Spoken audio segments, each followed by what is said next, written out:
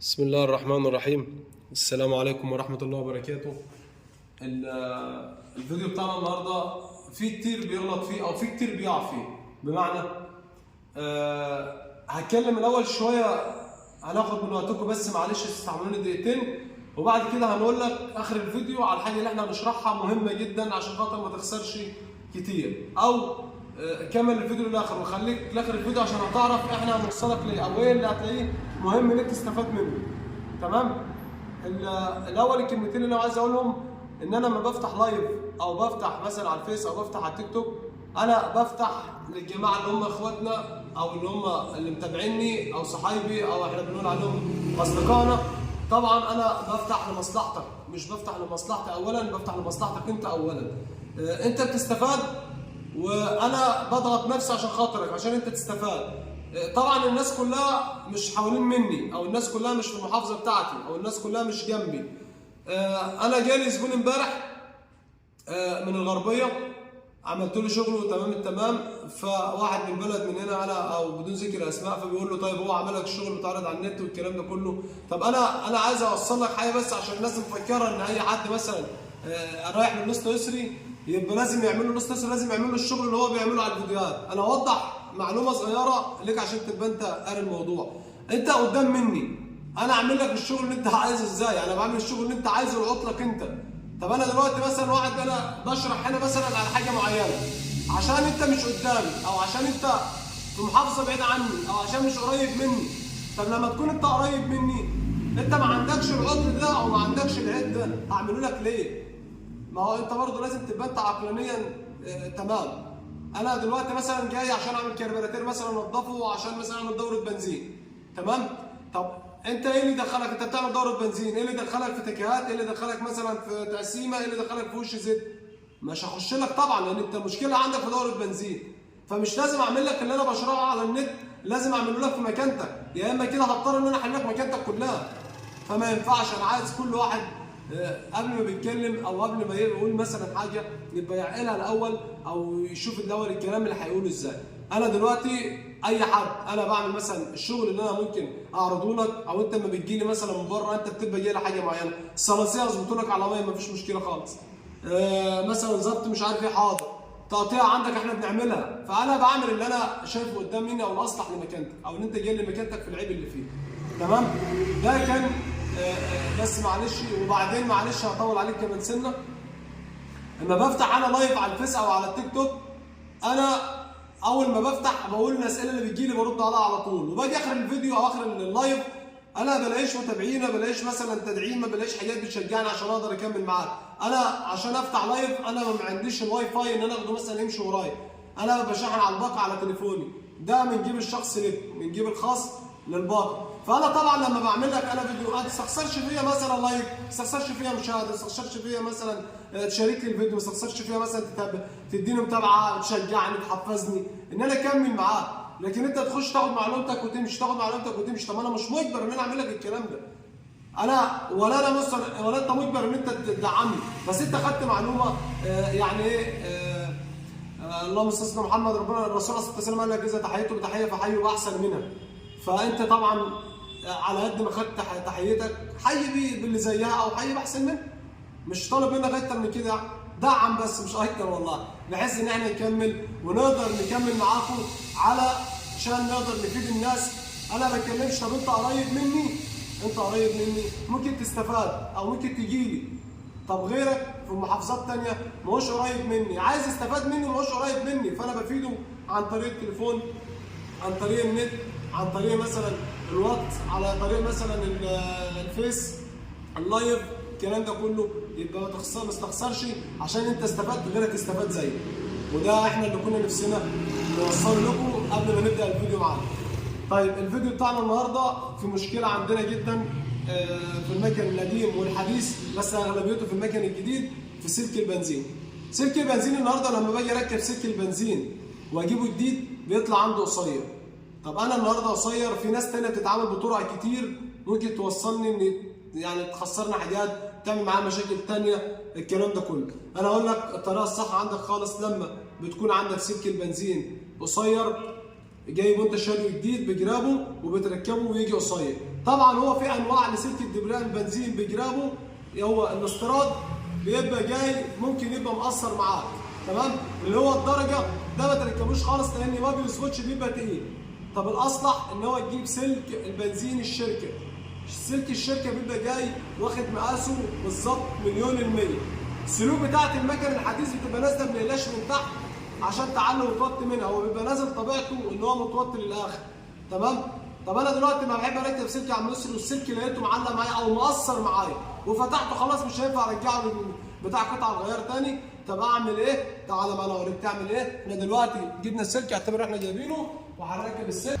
اول حاجه انا بحل لك العلبه اهوت عشان برضو يبقى كل حاجه انت عارف بنمشيها معاك خطوه بخطوه في سبيل ان انت تستفاد وغيرك استفاد. يعني انا بقول لك انت بتعمل مشاركه للفيديو، انت ما استفدت بتعمل مشاركه للفيديو، غيرك بيستفاد ورا منك.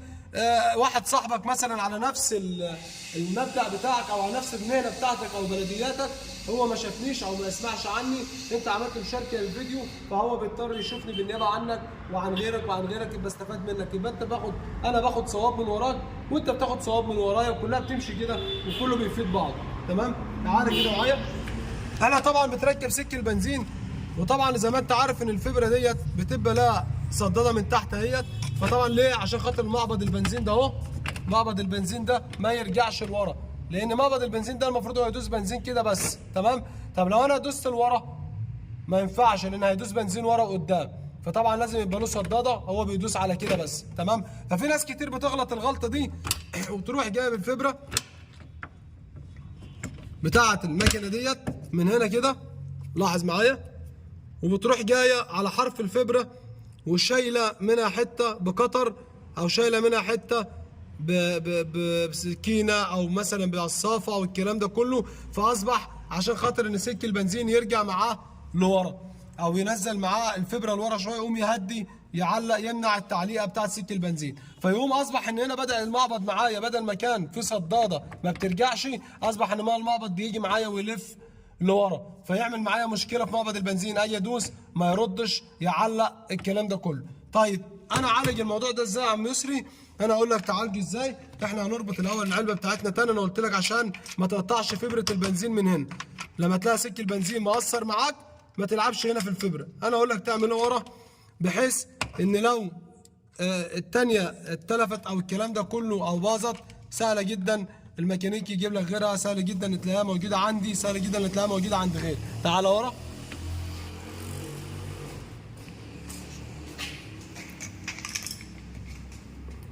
بتيجي بتشغل سلك البنزين، انا بحل السلك زي ده كده اهوت، تمام؟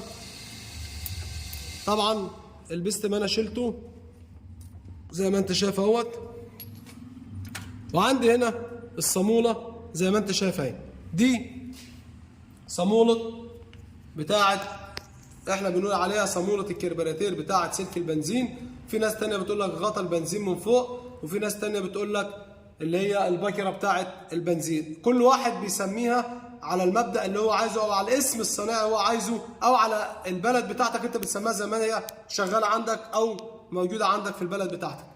طيب انا السلك لقيته مقصر معايا، طب انا اعمل ايه؟ ما اقطعش لا فبره قدام زي ما قلت لك ولا الكلام ده كله، انا كل اللي بعمله انا وصلت سلك البنزين زي كده بالظبط اهوت، ركبت سحبت السلك بتاع الجراب وادي بقى عندي السلك، بقوم انا اجيب الصاموله ديت او باكره البنزين، وباجي لو بصيت على الصاموله من هنا هتلاقي فيها سن اهو ماشي، بيربط عليها الصاموله او اللي هي الصاموله بتاعه السلك، عشان السلك بيبات من هنا الجراب عشان ما يطلعش بره يعمل معاك تعليق، تمام؟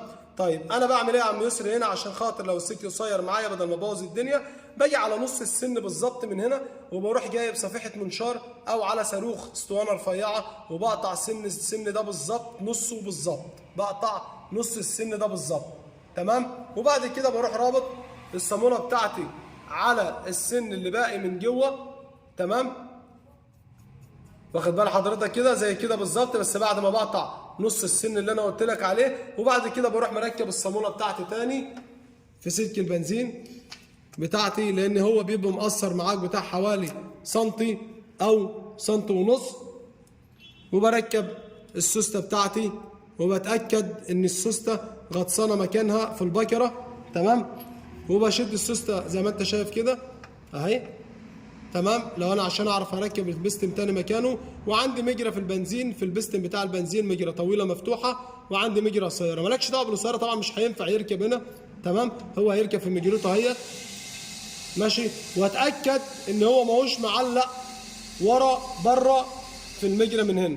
اتاكد ان ماهوش معلق هنا، لازم ينزل معايا غطسان تحت. وبسيب السوسته وبلف السوسته لفتين اتنين زي ما انت شايف كده عشان اتاكد ان هي معشقه في قلب البستم مظبوط، وبركب البستم. طب في ناس كتير بتيجي تركب البستم بيبقى عندها مشكله، ممكن يقلب البستم لان هو مجرة البستم بتبقى على اليمين الناحيه دي، ممكن بتركب على المجرة الطويله، ففي ناس تروح قلب البستم كده جايبه المجرة عكس ومركبه.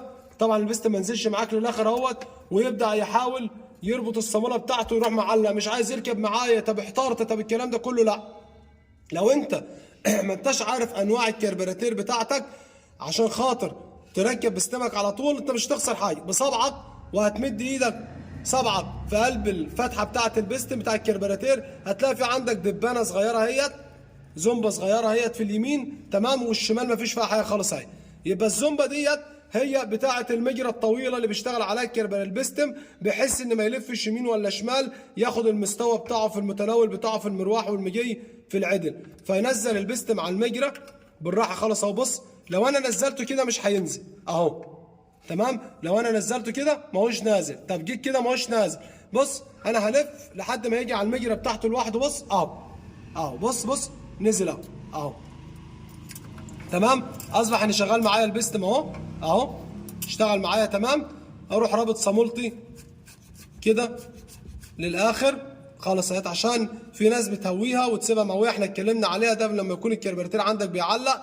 طب لما الكربراتير ما بيعلقش، اربط صامولتك جامد تمام عشان ما تلمش تراب. وادي سلك البنزين اهو تمام. وده قلنا للصاموله اللي هنا عشان الجراب ده يبات فيها اهي، لان الجراب بيخش فيها من جوه كده عشان ما يعلقش يمين وشمال. طبعا احنا دلوقتي شرحنا ازاي سلك البنزين عندك لما بيكون جايبه جديد وقصير تتعامل معاه ازاي. وده كان الفيديو بتاعنا النهارده. معلش احنا طولنا عليكم، بس كان لازم في شويه كلام لازم نتكلمهم معاكم. واستنظرونا الفيديو الجاي ان شاء الله مع يسر الطبيخ، وبامر الله بمشيئه ربنا في شويه فيديوهات هنعملهم لكم جمال جدا والفتره اللي جايه. بس تابعونا عشان تستفاد بكل حاجه جديده، وانت هتستفاد منها خالص خالص خالص كمان. السلام عليكم ورحمه الله وبركاته.